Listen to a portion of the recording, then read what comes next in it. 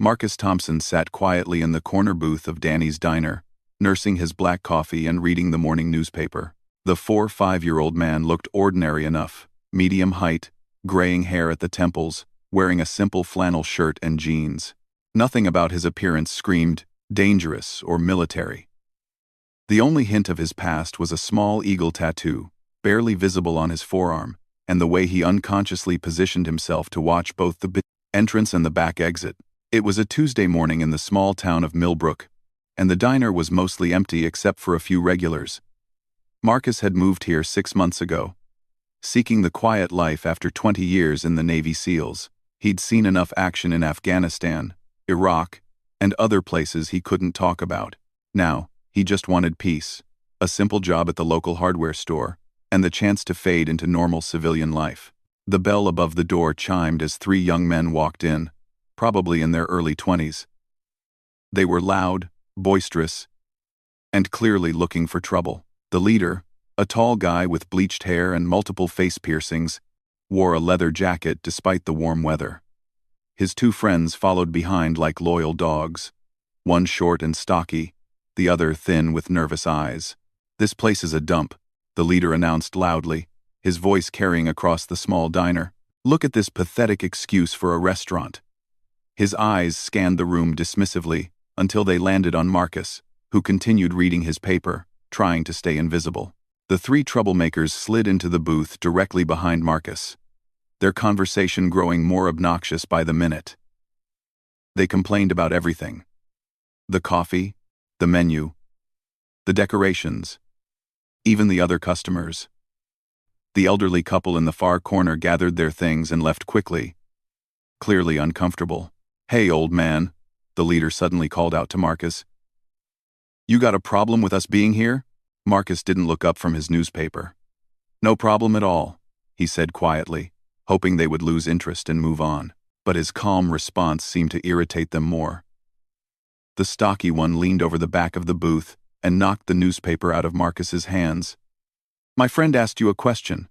Show some respect." Marcus slowly folded his hands on the table and looked up at the 3 young men with patient eyes. "I answered your friend. I have no problem with you being here." The leader stood up and walked around to Marcus's booth, sliding in across from him uninvited. His breath smelled of alcohol and cigarettes. "You know what your problem is? Old-timer? You don't know how to show proper respect to your betters." "My betters?" Marcus asked quietly, raising an eyebrow. "That's right. Young, strong guys like us, not some washed-up nobody reading the paper alone in a diner." The leader's voice grew louder, clearly enjoying having an audience in the form of the nervous waitress and cook. Marcus glanced around the diner. The waitress, Sarah, was a sweet girl in her 20s who had always been kind to him. She was now hiding behind the counter, clearly scared. The cook, an older man named Pete, peered through the serving window with worried eyes. These people didn't deserve to be caught in whatever was about to happen. "Look," Marcus said calmly, "I don't want any trouble. Why don't you boys order some breakfast and enjoy your morning?" The thin one with nervous eyes laughed harshly. "Listen to this guy, telling us what to do like he's somebody important." He grabbed Marcus's coffee cup and deliberately poured it onto the table, letting the hot liquid spread toward Marcus's lap. That was when Marcus's military training kicked in, just slightly. His hand moved faster than the eye could follow, catching the coffee cup before it could fall and setting it gently back on the table. The movement was so smooth and controlled that it looked almost casual, but all 3 troublemakers noticed the speed and precision. "Whoa," the stocky one said, suddenly less confident. "How did you do that?" The leader's face hardened. "So you think you're fast? Old man? What are you? Some kind of martial arts expert or something?" Marcus shook his head. "Just reflexes. Listen, you boys seem like you're having a rough morning. Maybe you should head somewhere else and cool off." But the suggestion only made them angrier. The leader slammed his hand on the table. "We're not going anywhere. This is a public place, and we have every right to be here. And if some has-been wants to give us attitude, maybe he needs to be taught a lesson." The other customers in the diner were now openly staring. A mother with her young daughter quickly paid their bill and hurried out. The cook, Pete, reached for the phone, probably to call the police, but the thin troublemaker noticed and pointed at him aggressively. "Don't even think about it, old man. This is between us and Captain Coffee here." Marcus could feel the situation escalating beyond control. These weren't just rude kids, they were looking for a fight, and they'd picked the wrong person on the wrong day. He'd hoped his new quiet life would mean never having to use his skills again. But sometimes, the past has a way of catching up. The leader leaned across the table, getting in Marcus's face. "You know what I think? I think you're just another weak old man who's afraid to stand up for himself. Probably never been in a real fight in his life."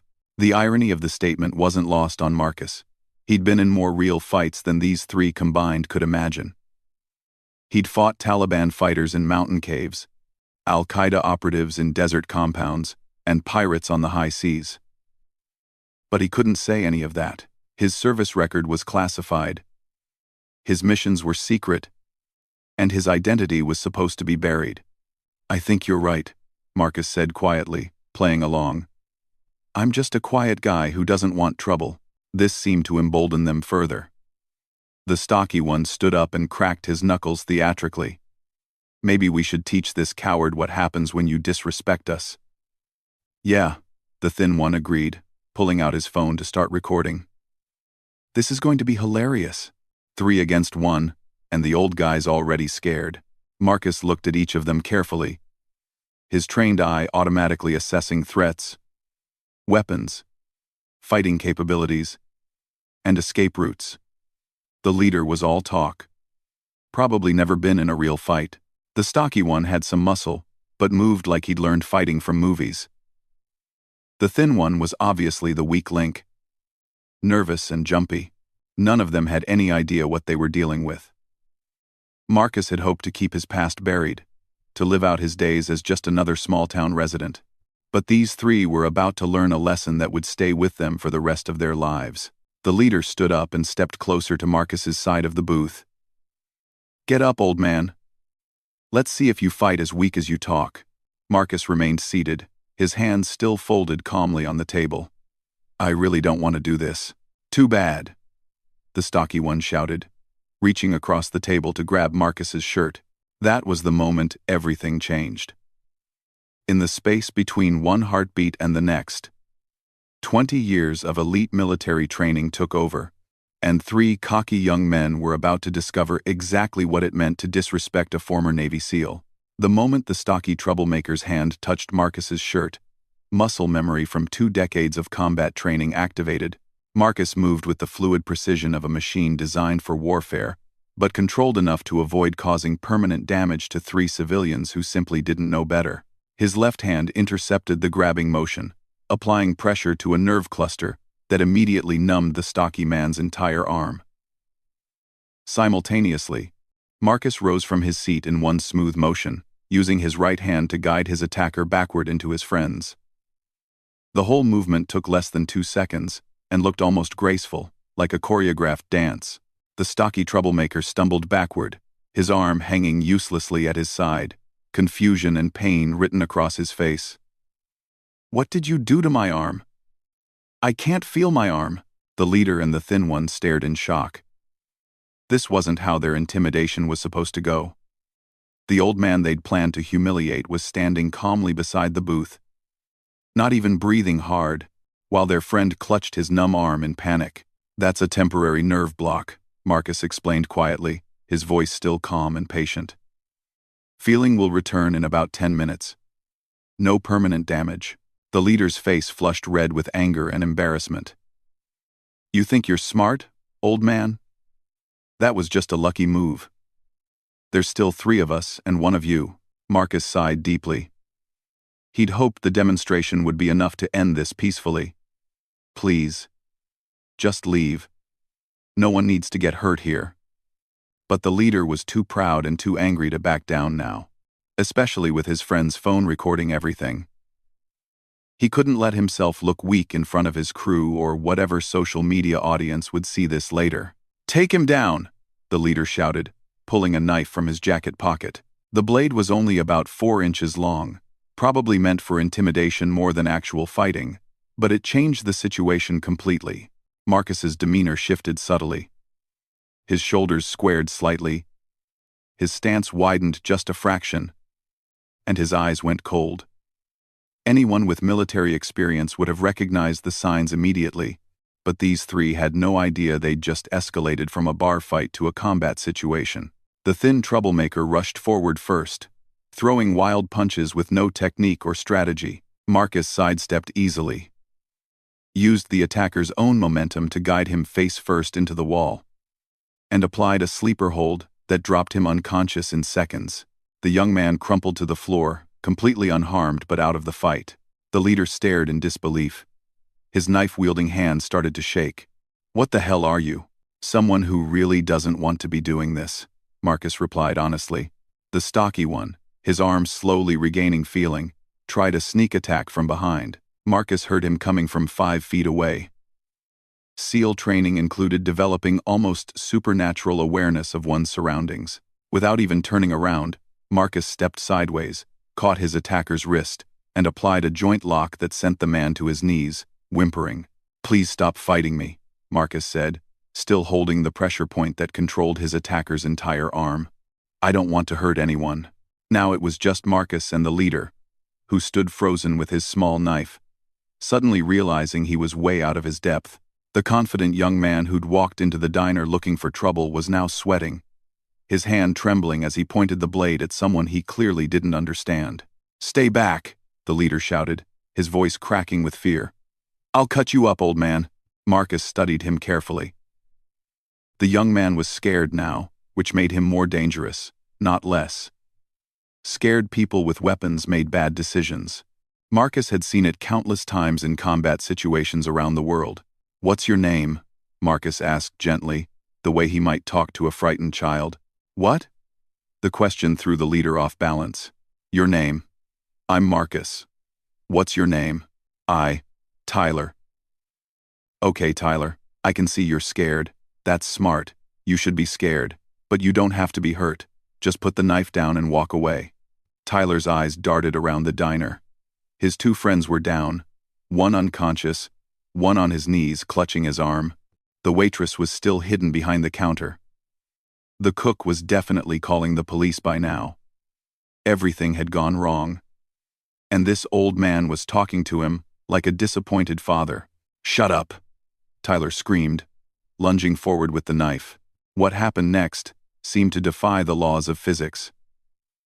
Marcus moved like water, flowing around the knife attack so smoothly that Tyler ended up stabbing empty air. Before the young man could recover his balance, Marcus was behind him, one hand controlling the knife arm, the other applying gentle pressure to Tyler's neck.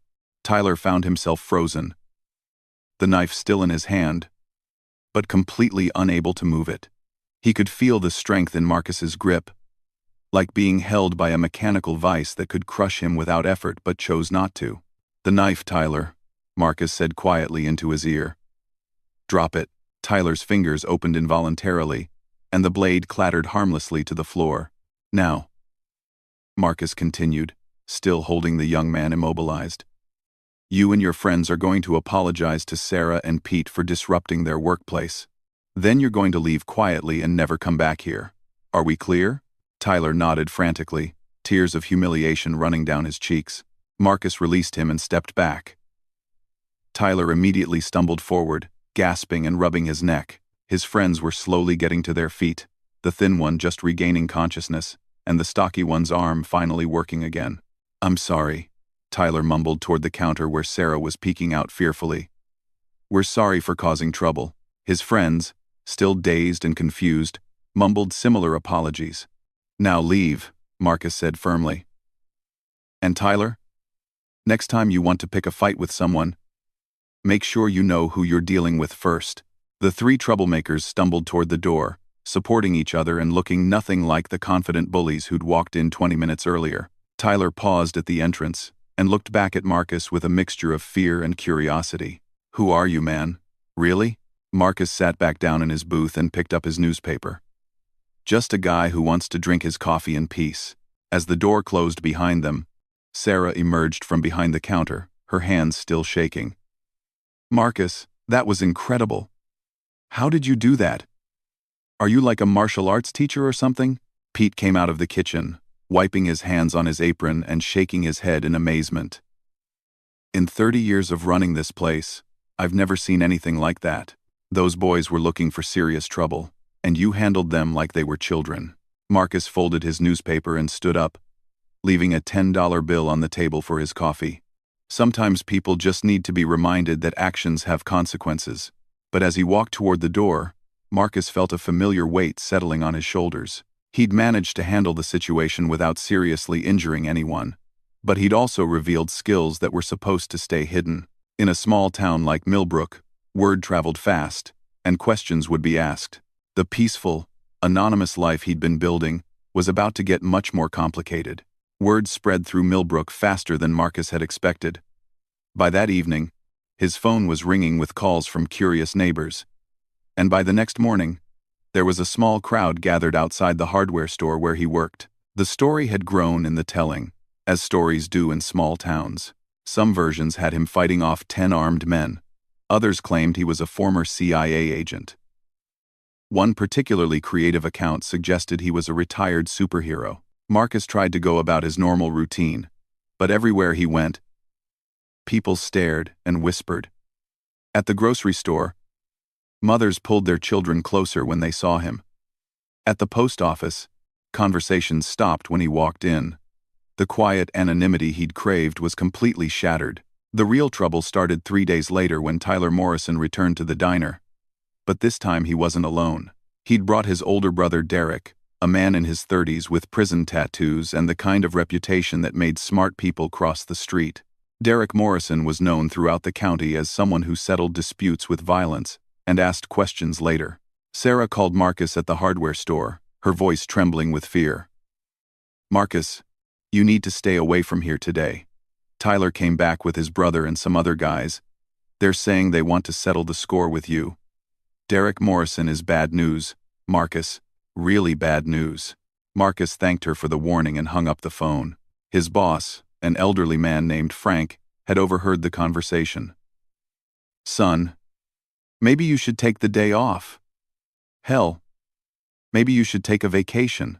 Derek Morrison once put a man in the hospital for looking at him wrong, but Marcus shook his head. "I can't run, Frank. If I run now, they'll just escalate things. Sarah and Pete don't deserve to have their business turned into a war zone because of me." That afternoon, Marcus walked into Danny's diner like he did every day for lunch. The place was nearly empty except for Derek Morrison and 3 of his friends sitting in the corner booth. They were all bigger than Tyler's crew, older, and clearly more experienced with violence. Prison tattoos covered their arms, and their eyes held the cold stare of men who'd done serious time. Derek Morrison stood up as Marcus entered. He was a big man, probably 6'4" and heavily muscled, with a shaved head and scars on his knuckles that told their own story. "So, you're the tough guy who picked on my little brother." Marcus walked to the counter and ordered his usual sandwich from a terrified Sarah. "I didn't pick on anyone. Your brother and his friends started trouble, and I ended it. Peacefully." "Peacefully?" Derek laughed harshly. "You put your hands on my family. In my world, that means we have a problem that needs solving." Marcus turned to face the group of men. They'd positioned themselves between him and both exits, a classic intimidation tactic that suggested they'd done this kind of thing before. But Marcus had been in worse situations in places where backup was thousands of miles away, and the enemy was armed with rocket launchers. "What kind of solving did you have in mind?" Marcus asked calmly. "The kind that leaves you in the hospital for a month," Derek replied, cracking his knuckles. "Unless you want to apologize to Tyler and pay us compensation for the disrespect. Say, $5,000. Marcus almost smiled. These men had no idea that they were essentially trying to extort money from someone who'd once single-handedly taken out an entire terrorist cell in Somalia. "I'm not apologizing for defending myself, and I'm not paying anyone anything." Derek's face darkened with anger. "Then we do this the hard way." What Derek and his friends didn't know was that their little intimidation session was being watched. During his years in the SEALs, Marcus had developed a network of contacts throughout various law enforcement and military communities. When he'd moved to Millbrook, he'd quietly introduced himself to the county sheriff, a former Marine named Tom Bradley who recognized quality when he saw it. Sheriff Bradley had heard about the incident at the diner and had done some discreet checking on Marcus Thompson. What he'd found in the classified databases had impressed him greatly, so when Sarah had called that morning to report that Derek Morrison was planning trouble, the sheriff had positioned himself and 2 deputies strategically around the diner. "You know what your problem is, Morrison?" Marcus said, still standing calmly by the counter. "You assume that because I don't look dangerous, I'm not dangerous. Your brother made the same mistake." Derek stepped forward, his fists clenched. "The only mistake here is you thinking you can disrespect the Morrison family and walk away." Through the window, Marcus caught a glimpse of Sheriff Bradley's patrol car pulling up outside. He just needed to keep things calm for another minute or two. "Tell me something, Derek," Marcus said conversationally. "What do you know about the Navy SEALs? What the hell does that have to do with anything? Just curious about your knowledge of military special forces." Derek's friend, a thin man with a spiderweb tattooed on his neck, spoke up. "SEALs are just government killers. Think they're hot stuff because they went through some fancy training." Marcus nodded thoughtfully. "That's one way to look at it. Another way is that they're people trained to accomplish impossible missions under impossible circumstances. People trained to fight entire armies if necessary and win." Derek was getting impatient. "What's your point, old man?" "My point," Marcus said quietly, "is that you should probably ask more questions before you pick your enemies." That's when Sheriff Bradley walked through the door, his hand resting casually on his service weapon. "Afternoon, gentlemen. Beautiful day, isn't it?" Derek's expression immediately shifted from aggressive to wary. He knew Sheriff Bradley's reputation just as well as everyone else in the county. "Sheriff, just having a friendly conversation here." "I'm sure you are," Bradley replied, his eyes taking in the tactical positioning of Derek's crew. "But I got a call about potential trouble, so I thought I'd stop by and make sure everyone's having a nice, peaceful lunch." One of Derek's friends, apparently not as smart as the others, decided to test the situation. "This doesn't concern you, Sheriff. This is personal business." Bradley's expression went cold. "Son, everything that happens in my county concerns me. And right now, I'm concerned that 4 large men seem to be intimidating a single customer who's just trying to eat his lunch." Derek shot his friend a warning look. He was smart enough to know when a situation had turned against him. "No intimidation here, Sheriff. We were just leaving." "That sounds like a wise decision," Bradley agreed. As Derek and his crew filed past Marcus toward the door, Derek paused and spoke quietly. "This isn't over." Marcus looked him directly in the eye. "Yes, it is." There was something in Marcus's voice, a quiet certainty that made Derek hesitate. For just a moment, the ex-convict found himself looking into the eyes of someone who'd seen and done things that made Derek's worst prison experiences look like summer camp. After they left, Sheriff Bradley sat down across from Marcus. "Mind if I join you for lunch?" "Please do." They ate in comfortable silence for a few minutes before Bradley spoke. "I did some checking on you, Marcus.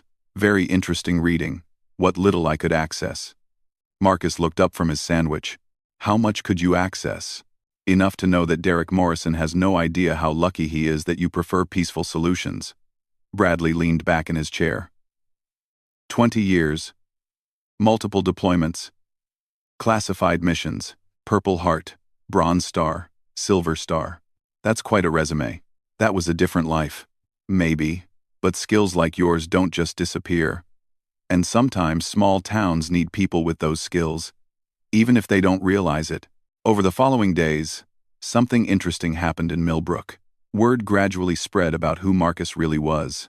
But instead of fear, people began showing him respect. Veterans from various wars sought him out to share stories. Parents felt safer knowing someone with his capabilities was watching over the community. Local business owners started calling him when they had security concerns. Derek Morrison and his crew never bothered Marcus again. In fact, they seemed to have developed a sudden interest in staying on the right side of the law. Tyler Morrison got a job at a neighboring town and was rumored to have given up his troublemaker lifestyle entirely. The three young men who'd started it all learned a valuable lesson that day in the diner. Respect isn't about age or appearance. It's about character and capability. They'd walked in thinking they could intimidate a harmless old man, and walked out having encountered someone whose quiet strength came from years of serving something bigger than himself. Marcus never again had trouble in Millbrook. Word spread beyond the town borders about the former SEAL who'd retired there. And troublemakers learned to take their business elsewhere. The town became known as one of the safest places in the region, not because of aggressive policing or harsh laws, but because everyone knew that someone was watching who had the skills to protect them and the wisdom to use those skills responsibly. Sometimes, the best way to keep the peace is to be prepared for war. And sometimes, the most dangerous people are the ones who look completely ordinary, sitting quietly in the corner booth of a small-town diner, just trying to enjoy their coffee in peace.